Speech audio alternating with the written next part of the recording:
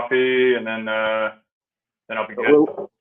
We are live right now, but go grab some coffee, Tyler. We'll be back. And come back. All right. Gotta stay caffeinated, eh? Gotta stay caffeinated. So, for those out there that may be listening or tuning in, this is dSIPRouter Weekly. This is really a very informal, you know, I don't want to call it a podcast, really an informal event where you can really ask us anything. We're not really coming with a set agenda to this. We really just want to, me and Tyler sitting up here talking about dSIPRouter, and if you have like questions you want to pop in, or if you're watching this as a replay, the whole goal is hopefully you hear something that you're interested in, you go download dSIPRouter and you start playing with it, and then at some point you start coming to these Ask Me Anything sessions, and you can kind of ask us questions about dSIPRouter. So this is kind of our way of trying to get more immersed into the community and figure out what the community actually wants, needs, or are looking for changes in dSIPRouter. So that's why we're here. Tyler, I'll let you introduce yourself, and we'll just start talking. Yeah, I'm Tyler. I'm co-founder with the dSIPRouter project here. Me and Max built this a while back, and really just want to kind of put ourselves out there and let people ask us questions, maybe get people more interested in the project. Hopefully you guys learned something. Well, we don't got a ton of people coming in because we just started this, so we'll kind of just go over whatever we got on our minds with the project, and then eventually it'll build into something. Exactly. And sometimes it's just organic, right? We just talk through stuff. Like, let's just talk about what dSIPRouter is for people that are new, right? So really, I think, Tyler and I have been working together for a while, and we did a lot of, Chameleon implementations. And I think, and Tyler, you can put me wrong, I think we saw a lot of patterns, and, and Chameleon is hard to learn. So we thought that would be a good idea that we just build basically a pre-built solution that actually answered a set of use cases. It doesn't cover all use cases of Chameleon, but it definitely takes some of the core scenarios and packages them up. So I thought it was a great idea. So I don't know how you see it, Tyler. Yeah, I see it as like an easier, like a smaller barrier to entry, because not everybody's going to have a domain expert. And if you got a Chameleon box and then you require a different type of proxy or a different type of PBX, now you have to have another domain expert. So it's if you have an easier interface that kind of just makes it, this is the option for this type of action, VoIP engineers, will know what that is, and they'll go, okay, well, I can configure my route this way. It's kind of just lowering the barrier to entry. Yeah, I mean, I sometimes I look at it. Some people always say there's like we're democratizing Chameleon so everybody can use it. And sometimes I also say like it's a modern way of basically a modern approach to a consuming Chameleon. But to be honest, a lot of this for me comes from when I was learning FreePBX. And FreePBX, for those who don't know, is basically a UI on top of Asterisk.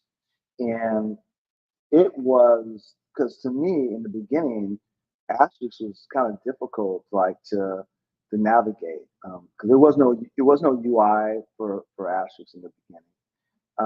But I looked up and found it was actually TrickFox, right? So they're like the precursor to FreePBX, and it was great.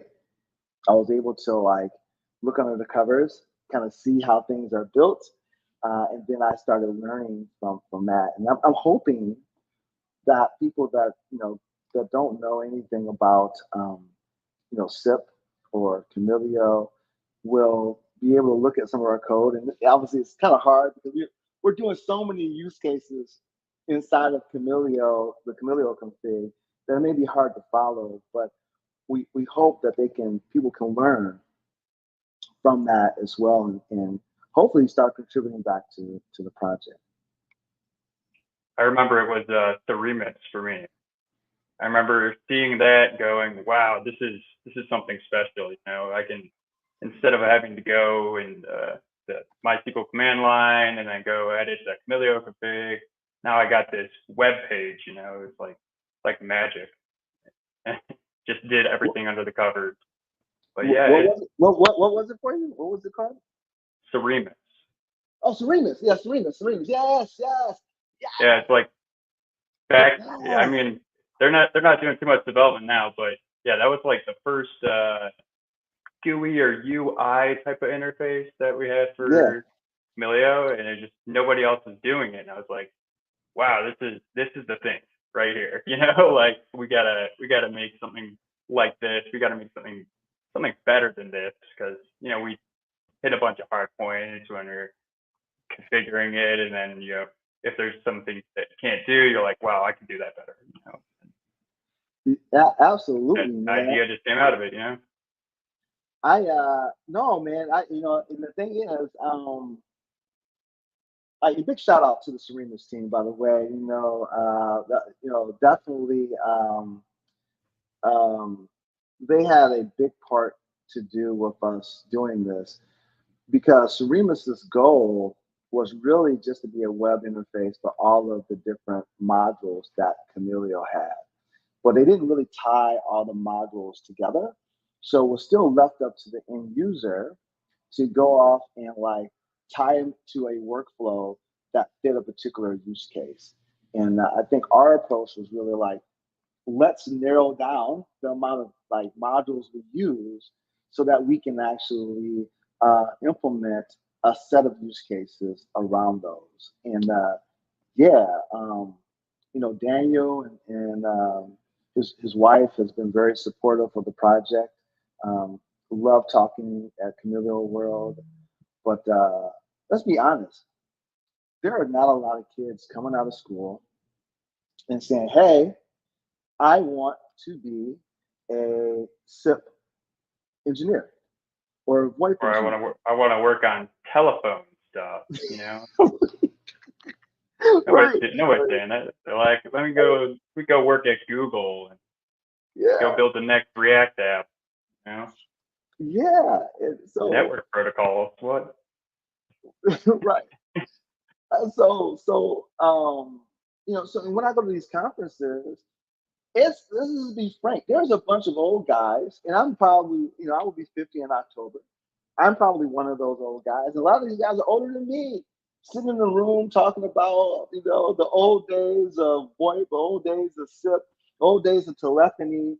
And you don't see a lot of young folks there. And again, the whole goal for us, these young folks want something that's easy to consume, at least to get started.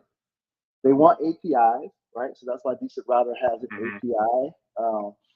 But they don't want to learn all the details of it. And I think we have to recognize that and start building, and we have solutions that really fit the new paradigm that we're in today. So, and you're younger, so I'm assuming you agree with that as well. Yeah, relatively younger for the age group. It's funny, getting into software, I took a deep end right into the VoIP stacks and dealing with SIP and networking and security. So I never really stayed on the front end too long, and kind of glad that starting there kind of shaped my career path. But yeah, I think nowadays, or the next generation, basically, that are coming out of school, they're definitely looking for hey, what is my next framework? What can ChatGPT tell me? What can I do with this ChatGPT tool to build something? They want to piece together pieces and they don't really want to like dig in too much unless they have to, unless it's something that's like they already got their interest peaked. Right. So that's the goal. Get people interested. I think so, because like you hit something though that I just thought about while we were talking. This is why I love being able to do it like this, like freestyle. Is there's a big AI bubble going on right now, right? And I'm at this conference right now in Cincinnati, and I'm like thinking to myself, do we need to add some AI components to dSIPRouter? And we've actually talked about this. We actually had a module that we were thinking about, and the whole goal was really to like do some like analytics on or AI machine learning on the call detail records and figure out if there's fraudulent calls and things of that nature. I don't know. I'm trying to like I don't want to stay pretty pure to what we do, but it definitely seems like um, you know, can we be doing a better job uh, of somehow making it easy for people to take the data that dSIPRouter creates and put it into a machine learning model? I don't know. It's just I don't know. I'm just thinking out loud, right? Random. Yeah, I mean, there's always an adoption curve, and you kind of find out 10, 20 years down the line where the technology is best applicable, right? And I Right. don't think this is just my hot take. Hmm. Code creation or generation is gonna get very good with AI because there's always gonna be somebody that's working on that AI or somebody that is auditing that. I mean, you're still gonna have engineers, experts in the field that are gonna have to look at the code. But Yeah. things like audio processing, video, there's definitely applicable areas. But Well, do we want if to you, be early adopters and throw that in unless we know it's a good fit? It's hard to tell if it is a good fit for a platform like dSIPRouter, where you're looking at CDRs. It's a lot of yeah, extra processing. It's a lot of extra things that you're kind of throwing in the mix. yeah. So Nathan says here, like the value is usually moving up the stack, and I think Nathan is like right. Like I think the question becomes like how much, you know, decent router has, basically if you look at the stack, right? So got Camilio right at the bottom of the stack. RTP engine, I guess, is kind of right next to it. And then you kind of move up the stack. Now you got decent router kind of sitting on top of it. And now it's like, okay, on to the left or right side of the stack here, should we have a way for people to start, um, like, again, like we helped move a generation of people who wouldn't even look at Camilio to start looking at Camilio. Is there something we can do to help the people that are in the VoIP world to start thinking about how they could leverage AI in the VoIP world? Can we make it easier for them? Because that's a whole new beast, right? And I think that a lot of the people who are doing SIP and VoIP, they're not necessarily looking at AI. I mean, I know some of the cloud providers, SignalWire, Twilio, are definitely doing it, but like this, the person who are like, again, like our core customer, people don't necessarily understand SIP that well, or they understand it and they like, okay, I don't need to, I don't want to know the details of it. Is there The only something need we to can do? understand a subset of it. Yeah, right. Yeah, I think in VoIP, I think you're kind of hitting on something there. Is most people are looking for an abstraction. Not they're most people aren't looking for like the fast wing big new fangled thing. They're kind of looking for stability. Stability, and does it work every time? Does it work fast? Does it work well? Is it easy? I Yeah. think that's where most of the value is there. Yeah, I think definitely the easy button is the thing we need to do. I mean, things are getting more complicated. I mean, when we first started with dSIPRouter, man, the install was like 9 minutes.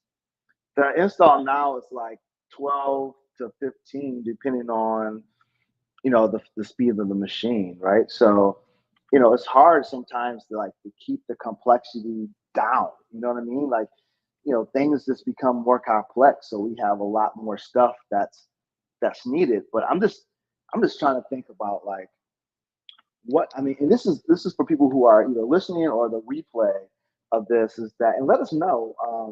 It's like, what can we do to make it easier um, for for you around anything? But this, if it's AI and you're thinking, if you're getting pressure, because I think everybody's talking about AI. Like, your customers are probably talking about AI. If you work for a company, they're probably talking about AI. Like, what can we do to help you to leverage AI easier with the data that's being created with with dSIPRouter? So just Or let is us it know. even applicable? Yeah, Is that even applicable. Yeah, we don't have people banging on the door saying, I want AI in my voice stack. So I think right. I think it's kind of still, it's all open to debate. We're obviously here to serve you guys, make the best app that we can for you. But I don't think we have a lot of people like really pushing for that. Yeah, and I think Nathan made a good point here. Reliability telephony is stable, table stakes. Where do we go from there, right? So that's a good point. I mean, man, reliability is so hard because yeah, like I talk about, like me and Tyler talk about this all the time. It's like these projects are moving. Chameleon is moving. RTG Engine is Hmm. moving. Debian, oh my God, that whole Debian 12 was a mess, right? Like it made us have to like change a lot of stuff. Um, CentOS and so RHEL. Oh, you got that yeah, the entire Red wow, Hat debacle. yes, and that is what is triggering a lot of our resources to like get things like stable. And so I appreciate Nathan and other customers that actually pay a subscription for dSIPRouter because boy oh boy, it is not easy because all these cloud providers, they all have different stuff. It's like, oh my God, like it works on one cloud provider and then it doesn't work on another one. And we're like, man. So and That's big even for big the same OS. The same OS. version. Yes, Same exactly. version. They spin their own image. It's pretty insane. And I think Insane. the stability. I'm glad you started hitting on this. I was thinking about this earlier today. I found it very interesting how we started with agile and very scrum heavy development cycle, and that was one of the things with stability was just plummeting. As we were trying to push out sprints, Mhm. and as we started going further back to like a waterfall method and maybe a big release every half year or every quarter, we got back that stability because we had much more time to test things, and then we could put out alphas, betas. Now we're still trying to improve that process, but um, I think like moving towards the waterfall is just it's interesting, the all this push for Scrum in big tech, and I think Well, it's I think they go can ahead. get away with it with pushing so hard and so fast because they have so many. I, That's the I difference. I think what I've seen now is that like it seems like all these projects, like for a while, all these projects weren't like moving that fast, right? Flask, which is the library we use for our UI, they hadn't did an upgrade in a while, so that was stable. But then they actually started releasing stuff, so then we had to react to that. Then I've seen Chameleon now also. Um, start doing their release cycles have increased. You know what I mean? Like like crazy release. So we're at a point where we've actually seen a couple of regressions on their side, right? So we have to react to that. So it's like now we're in such a reactive mode that we had to fall back to waterfall because we don't have enough control over the overall ecosystem to not. I mean, we could like, but we could lock the releases that we're using, but people want newer releases. You know what I mean? And I think we had did that with the RTP engine, and thank God you updated the RTP engine finally because we were on a Yep. very old version of RT engine. So I'm glad you like jumped in and do that. So Yeah, I mean, it's coming back to like the stability, mhm. if it's working, it's working. People, and unless there's like a push for new features or, some reason to start upgrading security patches, there's a huge test cycle. It costs time and money. So you got to kind of like weigh the benefits there, especially because we're in the middle and we have, so many different apps and services. So we're like catering, like you said, Camelia's release cycle, RT Engine's release cycle, Yep. SQL Alchemy update, everything. There's so many different pieces in there. So you got to kind Yeah. of weigh the benefit of actually pushing to the new version, especially too early. Because if you push too early and then it breaks other things, then you're rolling back, and now it's just even more time that throwing in you're kind of throwing away. And like unless you're getting new features, like what does Yeah. the customer see? Oh, there's a minor security patch for TV 3.4. Like I don't care, they don't care about that. Right.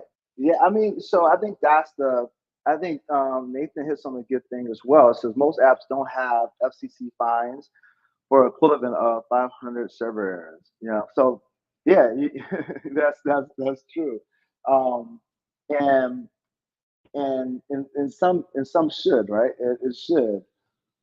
But speaking of the FCC, um, that's been a big deal. We've seen regulation drive a lot of dSIPRouter sales lately, um, especially around stir shaken and well, primarily stir shaken, really, and stir shaken in other countries is also driving dSIPRouter sales as well. And for those who don't understand or what stir shaking is, it's just a way to actually validate that the person who's making the call is the original, um, the owner of that particular phone number, right? So just the whole goal is to reduce spam calls. Um, and and I think that's been a good thing. I think that I'm happy that dSIPRouter is helping people out because now you can put dSIPRouter like in the middle of all your media servers, and it can actually do the add the stir shaken header without having to do on all of your media servers. But that has been a challenge for us because it's like in different countries, there's different authorities that actually hand out the actual certificates for stir shaken. And obviously, we're in the U.S., so we had to learn how to deal with folks that are in Canada, for example. And you remember that, Tyler? You were ingrained in that, and helping Yep. people understand the processes are different. And Because they have this different certs. They have different SPI providers and different CA routes. So yeah, I explaining that well, also figuring that out, yeah, that was a pain. The FCC didn't say like, hey, this is the plan, or like, hey, we're going to give you these three companies management of it. No, it was more like, hey, VoIP companies, figure it out, and then kind of came yeah, it kind of came all centralized, but it was like a slow slog figuring out where these pieces were and people getting approved. Takes a long time too. Absolutely, all that process we had to learn. We don't live in Canada and other countries that are looking to use it. So we every time there's a new deadline, because there's when there was a deadline in the U.S., we learned really quickly what we needed to do. Since we don't live in those countries, it was harder for us, right, to learn everything that needed to happen. But we got there. We're getting there. We're still getting there as more countries come on board and start using stir shaking. So Antonio had a good question here. Mid-register on the roadmap. So Tyler kind of answered that. Semi-supported. We've been going back and forth with this for a while. Two things actually. One, we're thinking like, should we? For those who don't know, OpenSIPs has a mid-register already. Chameleon does not have a mid-register module. So there's really a couple of things that we were thinking. One, maybe we should write or port the OpenSIPs mid-register to Chameleon. Two, do what Daniel has been saying, who is the founder of the Chameleon project and maintainer, is build scripting logic that does mid-register, right? Because you can build mid-register into the Chameleon config. Or should we also support, excuse me, and Tyler's gonna like cringe at this, should we also support OpenSIPs and have a layer of abstraction so that we can switch in and out? So for people who want some modules that Chameleon doesn't have, such as mid-register, they can do so. I'm glad you brought it up, Antonio, because I think we want to hear more from people on what they want. I mean, we definitely hear now and then people wanting mid-register, but And like what use cases specifically, I think is kind of good to hammer on. Is it that you also need it parallel forked? Your registration might be forwarded, or it's all local, BLF. What other things need to be supported there? So what I hear when I go out and talk to people, and people stop me when I'm out at conferences, they like the fact that with mid-register, the endpoints are continuously registering to dSIPRouter, but dSIPRouter only sends the registrations off to those backend media servers so often. So they can make it settable. So it maybe those phones are sending every minute, but dSIPRouter would only send it every 5 minutes or whatever, right? Because right now, for those who don't know, the way dSIPRouter routes, it is a pass-through.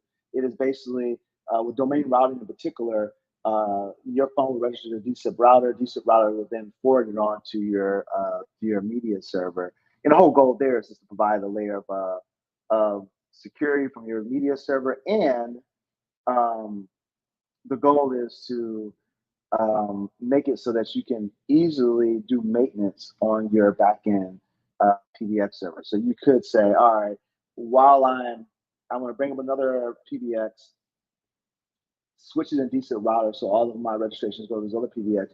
Then I can take this other one out of service, or I can replace it, or I can upgrade it, whatever it is.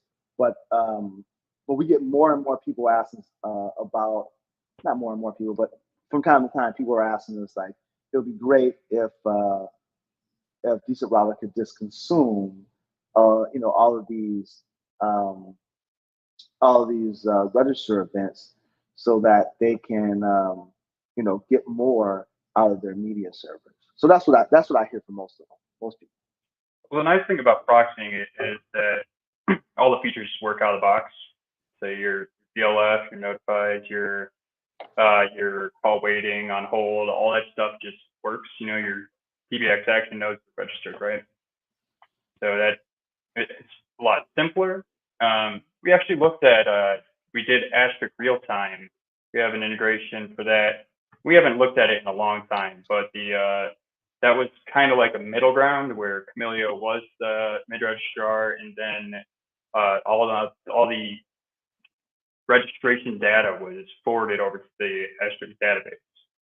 And so that was kind of like a middle ground between it, but supporting that for NPDXs, that's not easy. And some of the features, they're not just loaded from databases, especially on other switches like FreeSwitch, that's usually a local SQLite database. So you have to support some type of real-time interface or some API where you can update the current data for registrations. Not a real easy solution.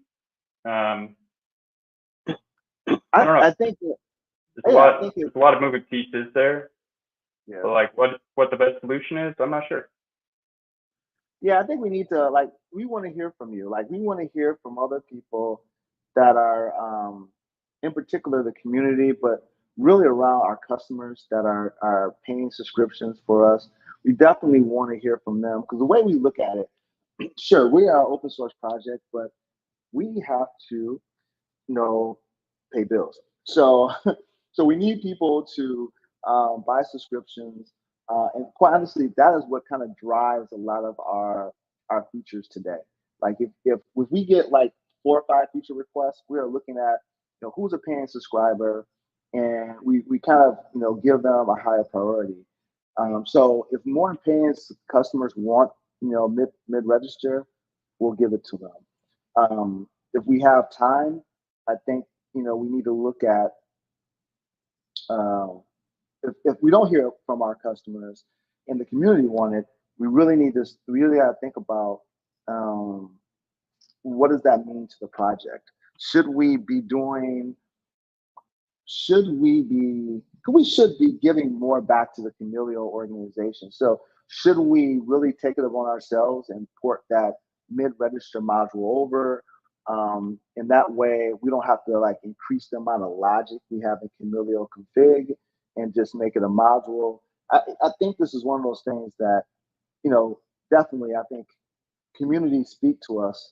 send us a send us a message on our Slack channel. I'll put our link in here so you can join our Slack channel.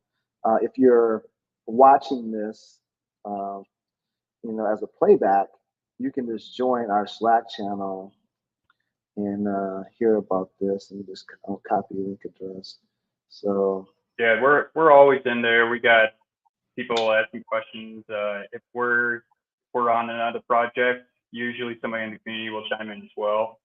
So hopefully that will build up and it'll be more of a community-led conversation there. But kind of it's back and forth right now. Definitely recommend it though. Yep. All right. So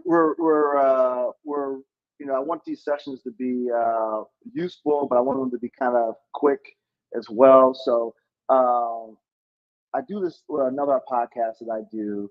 Tyler, tell us what's the thing that you're most excited to work on currently. It could be dSIPRouter or not, and I'm going to tell my thing that I'm working on as well, and then we'll end the dSIP weekly for this week. So what says you? Yeah, show and tell time. So right now I'm actually working on an active client that supports DNS01 for various cloud providers. So that's something I'm pretty excited to get into the project, be able to automatically renew those certs and just have it through the GUI, something that kind of integrates into the Python stack there.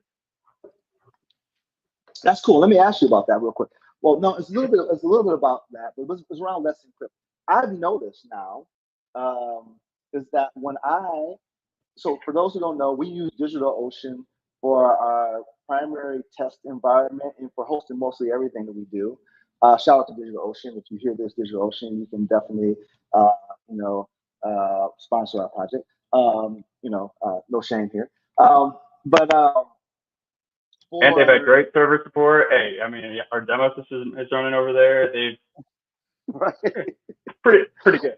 Yeah, for sure. We spent a chunk of money with DigitalOcean for sure every month. So I've noticed if I go and set up a server. Like I set up a new version of our demo server. I named the server demo.dSIPRouter.net.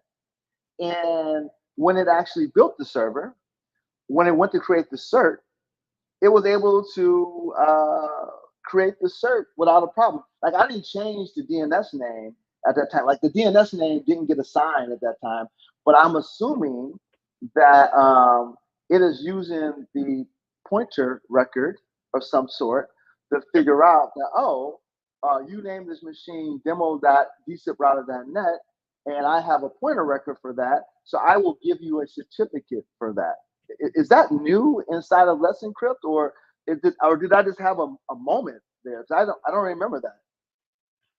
Yeah, so they've always had the pointer record kind of feature. So whatever you name it, they'll create a PTR for that as soon as you create it. So yeah, in Let's Encrypt, I think that's part of the. You're talking about DigitalOcean always had that. Yeah, DigitalOcean always had that. With Let's Encrypt, I think that's a newer feature, because DNS01 is the A record. So I think it's an extension of the of that specification. It's not part of the HTTP one. No, but I just noticed it when I built the server, because like a lot of times if we're going through and we're building new servers, I'll name the server, demo.dSIPRouter.net inside of DigitalOcean, and then you go build it. Typically, Let's Encrypt would not issue a certificate, so we will create a self-signed certificate, and then we'll have to go back in, change the DNS record to point to that new server, and then we could do Let's Encrypt, and it works. But now it kind of works. So it's been that. I'll test it again, but I didn't do anything, and it worked. We created a certificate, which is dope, because now that means for customers out there, you can, as long as your cloud provider is creating pointer records. I think that's how you say it, PTR, pointer records. I guess you could. Is that how? I'm not sure how you say it, but dSIPRouter will automatically create a valid certificate for you, which means it takes a step out of the process to doing deployment. So I thought, so it's kind of cool. Yeah, it is interesting. I think the funny thing is, I think that was they were blocking ephemeral IPs. When we originally started doing it, LE was they weren't allowing any ephemeral IPs. So I think that updates the DNS extension that it makes it something of it. I read it a little bit ago, but they had like a token in there. Supposedly it's more secure. But basically that's the new addition there that now allows it. I love it. For me, what am I working on? So I am working on a couple of things. So one is that we want to increase the amount of content that we're creating. So you're going to see more content from us around dSIPRouter, how to use it. You're going to see more, enterprise features from us. So it's been exciting, and you're going to see us get out more. So I'm going to try and get Tyler there to KubeCon. I will be at KubeCon talking, and we'll try and get Tyler there as well, which is going to happen next month. And we just want to get out and talk to customers and figure out what works, what doesn't work. This is part of it here, doing this dSIPRouter Weekly, which is kind of a bite off of KubeCon Weekly. I think we just want to hear more from people. We're at a point that we want to grow the project. So I think we need to talk to people to figure out how y'all want us to grow the project. And I say y'all, that is users of the project and customers of the project, because we want to be responsive. We want to figure out what works and what doesn't, and just be a resource for y'all. So I'm super happy. So that's it. We're running up on 40 minutes. I want to keep these about 30, but we had a good time talking. So Tyler, any last words? No, I think it's a good start. Yeah, look forward to more. All right, so this is going to happen every Thursday. We're going to try and be back at our normal time of 11 o'clock. It just was my fault because I'm traveling, but I think we want to. And so if we can't make it at 11, we're definitely going to do it on Thursdays, maybe a little bit later. But you'll always be able to find the replay of this on our YouTube channel. So it's youtube.com/@dSIPRouter, and you'll be able to see all of our content there. So take care, and we will see you next week. Take care. Bye-bye. See you guys.